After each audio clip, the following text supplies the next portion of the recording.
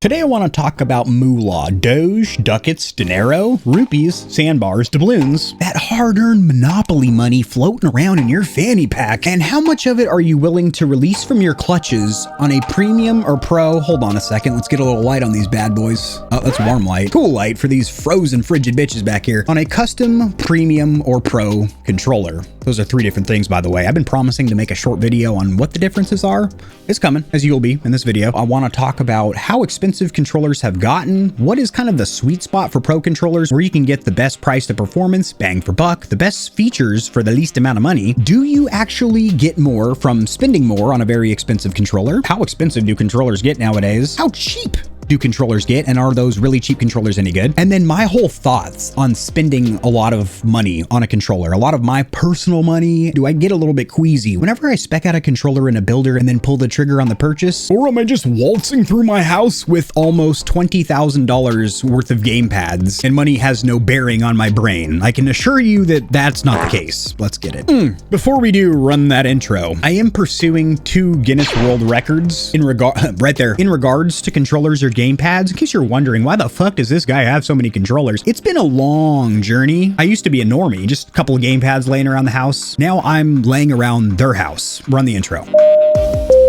This is your controller captain. We've reached 6,900 feet. Go ahead and start flicking the sticks and mollywopping the back paddles. You don't like back paddles? How about those rear buttons? We've tested almost 100 custom and premium controllers, and we're only at the beginning. You need a thumbstick guide or a tutorial on how to overclock your controller? Check out the controller playlist. Bing bong. Controller captain out. Alrighty, stallions and stallionettes, welcome to the Gamer Heaven. I am your host, AK40 Kevin. Let me take a swig of the Mocha Joe. So we're in the most interesting time to buy game pads or controllers here in 2024. Where controllers have gotten the cheapest they've ever gotten while still maintaining the features that we need. And also custom controllers have gotten the most expensive that they've ever been before. To not waste your time or tap dance around it just to get everything front loaded and delivered down your gullet, GameSir is leading the forefront for cheap wireless and wired Xbox and Switch controllers, although with a converter or adapter you can use those on PS5 to play PS4 games as well. They start at $25, have Hall effect sticks, and feel okay in the hand. So if you're looking for the cheapest gamepad that you can get that doesn't suck ass, check out the Nova and Nova Lite from GameSir. Comprehensive review for both. It's 1 video, 2 reviews. It's linked in the description below. Now, how much you're going to spend on a gamepad comes down to a couple of factors, but a big one is going to be what platform you're on. If you're on PC, none of this matters. There's driver support for practically any controller, no matter how old it is, D input, X input, you can get it up and running. And if you can't, you're having issues, there's a tutorial linked in the description below, very beneficial, walking you step by step how to get up and running with a controller. But as for the consoles, you're going to be restricted by platform. You generally have to be Xbox, PlayStation, or Switch. Although with the use of converters or adapters, you can kind of dabble between pools. And during my controller reviews, I have a converter section where I do test the capabilities. Now, Switch and Xbox, there's a slew of controllers in the entry to mid-level price point, and you might be wondering, what are those? Generally, the entry-level segment's going to be $70 and below. Why $70? Because that's the price of a stock Xbox or PlayStation controller. Yeah, you can find them on Amazon on sale, but the recommended MSRP from Microsoft and Sony on those controllers is 70 bones for the DualSense and 65 for the Xbox. So that and below is what I deem entry or budget level gamepads, and then 70 to 180 is the mid-level segment, which, spoiler alert, is my favorite, and that's where the best value is. The price to performance, the bang for buck, the most gamepads that I can easily recommend fall into that price point because you're not spending money for cosmetic things like, oh, a pink D-pad and lime green triggers, and you're getting all the core pro controller fundamentals: remappable rear buttons, trigger lock or stop system, swappable thumbstick cap, shoot, even sometimes mechanical face buttons and screens and RGB and other cool pro controller features. So that's my favorite price zone, is going to be the mid-range, because I think you get the most out of it. It seems like manufacturers push the most features without really trying to wring you out. Having said that, when it comes to custom controllers, we know that you're going to well exceed that mid-level price range because you're in a builder where you're selecting custom components, different colors, maybe putting in some etching or engraving, your logo, your gamer tag. All these custom controller companies, Battle Beaver, Mega Mods, Cinch, Hyper,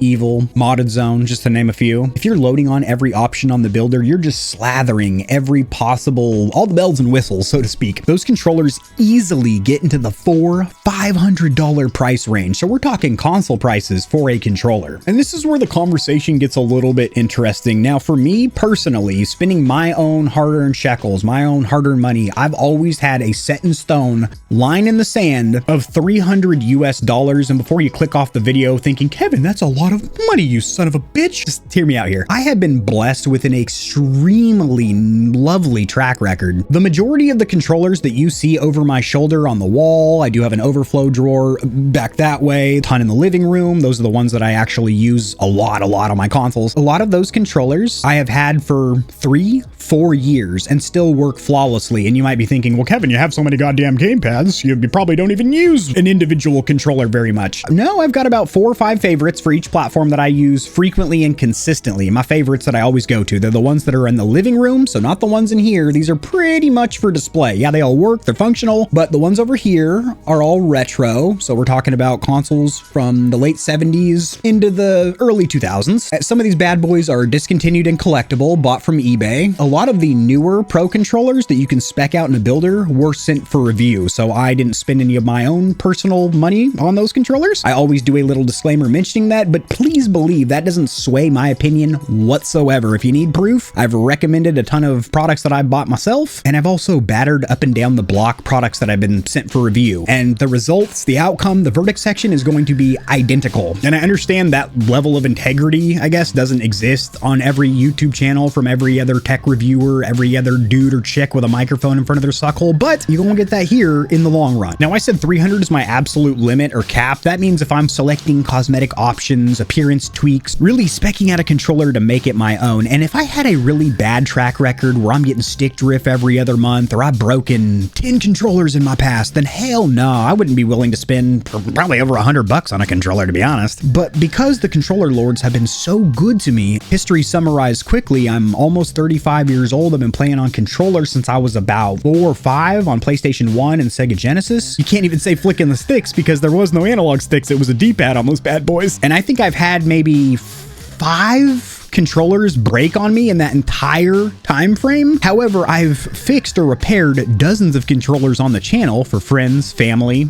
strangers on the internet. So because for me, in my mind, controllers just don't break, or don't break often, other than the Microsoft Elite Series 2 Core, which is a whore for sure. I bashed that controller up and down the block because I truly do believe it is the original Elite's uglier, cheaper friend that nobody should take home. Just sit in the corner drunk, sweetheart. Other than 2 of those coming out of the box with stick drift, the second unit's so bad, picture or video on screen here, that the thumbstick module would actually stay forward and it felt like there was sand or rocks in the thumbstick module. But that got handled very quickly. I returned it to Amazon and got a freshie in hand within 2 days and was up and running, how it should be. And digging around the comment section, I do see vastly varied experiences, 2 very distinct camps, where you got people like me that are saying, oh, I kind of think that stick drift's a myth, or I've had controllers for 6-7 years, plugging along just fine. And then you've got people saying, oh, I just went through my 3rd controller this month.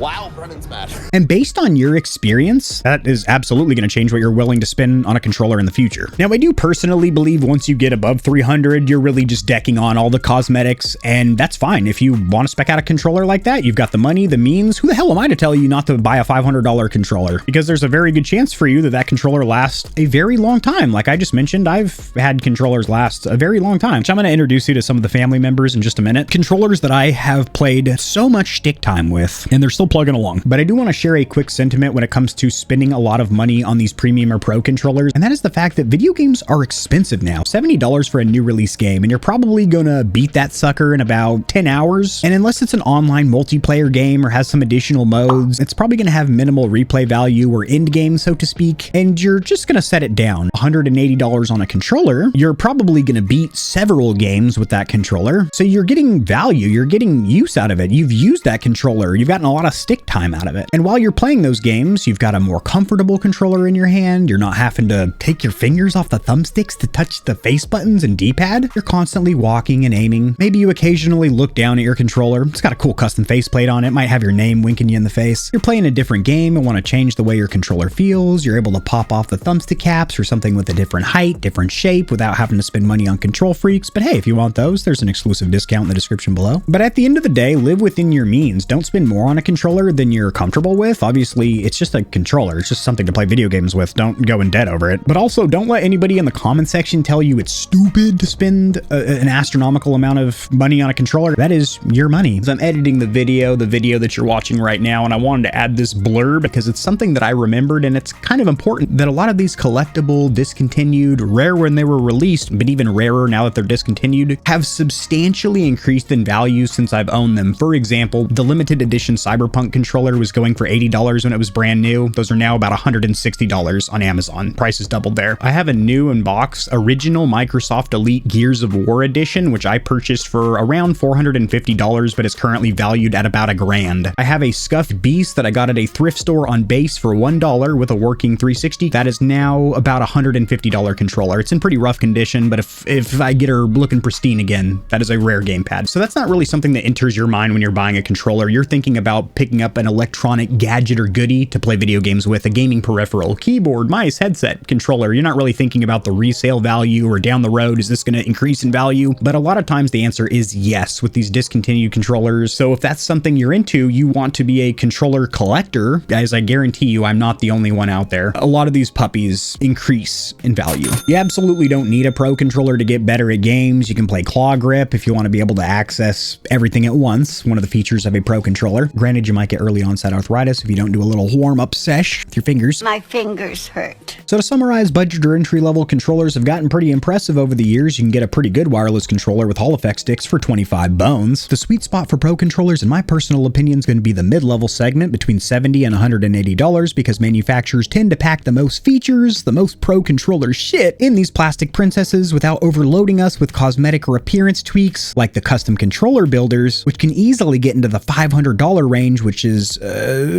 out of my realm of comfort. But generally, the gamepads sent for review by these companies are fully loaded because they want to show off all their key features, so they're easily in the $500 price point. But me personally, $300 is the cap, the limit as far as to what I'm comfortable spending on a pro controller, which does seem very high for some, but I've had a very good track record, run of luck with controllers. Several of my pro controllers I've owned for many years. For example, my Elite Series 2 I've had for over 3.5 years, have beat countless games with, have depleted and recharged dozens of times, have gotten hundreds of hours of stick time on, not a hint of drift, but putting that charcoal beauty down and picking up this wave of refreshment. The Hex Advanced probably gets the most use of any Xbox controller in my arsenal. When I get off work, a long day editing, and I want to take a break by sitting at a screen again, I almost always pick up this controller because it has the best rear buttons I've used for Xbox. It's probably one of the coolest looking controllers I own. And best of all, you can get this controller as it stands for around $180 because Hex is pretty much the only custom controller company that does not bend you over a barrel for cosmetic options. They don't charge for it, meaning you can pimp out a custom looking controller without that crazy price tag. Keep in mind, if you want to save even more money, Hex is a pre-assembled option of Extreme Rate Parts,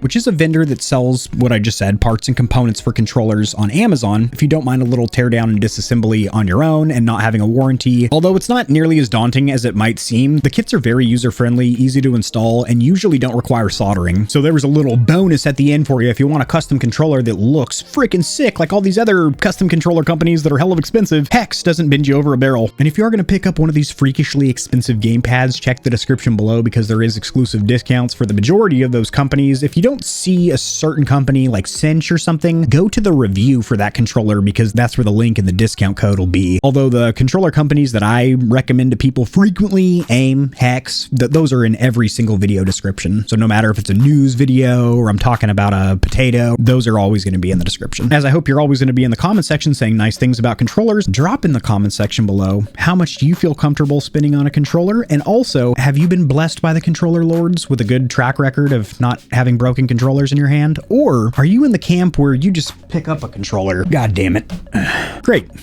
Stuck face button on this one. Not really, I mean this is fine, but are you in that camp where you flick a thumbstick and oh great, I'm drifting now. Peace. If you enjoyed the video, liking it helps it to get seen by more gamers, so this information will reach and assist them as well. Much like the back of the TV, I've got plugs for all of my socials down there in the description below. And your wallet will greatly thank you if you check the description because there are exclusive discounts on a ton of products including controllers, control freaks, keyboards, mouse pads, clothes, and energy drinks. And keep in mind that you, the viewer, keep this channel running. The more stallions and stallionettes trotting around the stable, the better, so mollywop that subscribe button like it owes you money, and we'll have the same amount of fun tomorrow.